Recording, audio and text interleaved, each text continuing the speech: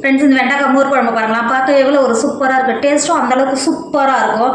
கண்டிப்பாக வாரத்தில் ஒரு 2 நாளைக்கு மோர் குழம்பு சாப்பிடுங்க, உடம்புக்கு ரொம்ப ரொம்ப நல்லது. இன்றைக்கி தான் வெண்டைக்காய் மோர் குழம்பு தான் பண்ண போகிறோம். வாங்க எப்படி செய்யலான்னு பார்க்கலாமா?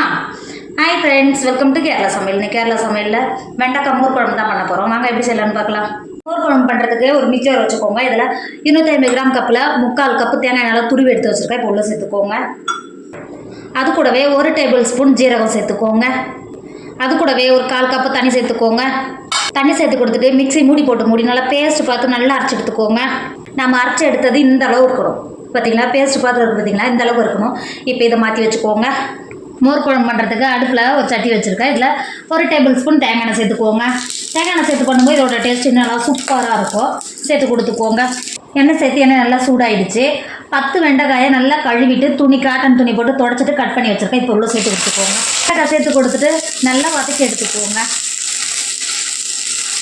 வெண்டைக்காய் வதங்கும் போதே ஒரு 1/2 டேபிள் ஸ்பூன் உப்பு சேர்த்துக்கோங்க. நல்லா காயில் வெண்டைக்காய் பிடிச்சி நல்லா வதங்கி வரும்.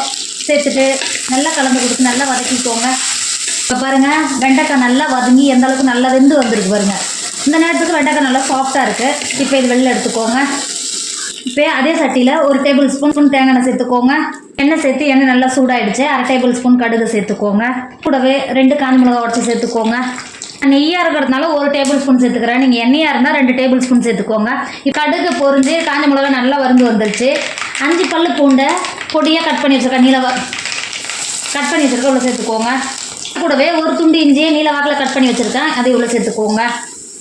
சேர்த்துட்டு நல்லா ஒரு 2 செகண்ட் நல்லா வறுத்துக்கோங்க. இந்த எண்ணெயிலேயே நல்லா வறுத்து எடுத்து இங்கே பாருங்கள், நல்லா பூண்டு இஞ்சியும் நல்லா எண்ணெயிலே நல்லா வறுந்து வந்திருக்கு. இந்த ஸ்டேஜில் 5 சின்ன வெங்காயத்தை கட் பண்ணி வச்சுருக்கேன், இதை உள்ள சேர்த்துக்கோங்க. கூடவே 2 கொத்து கருவேப்பிலை சேர்த்துக்கோங்க. 1/4 டேபிள் ஸ்பூன் மஞ்சள் சேர்த்துக்கோங்க. 1/4 டேபிள் ஸ்பூன் வெந்தயப்பொடி சேர்த்துக்கோங்க.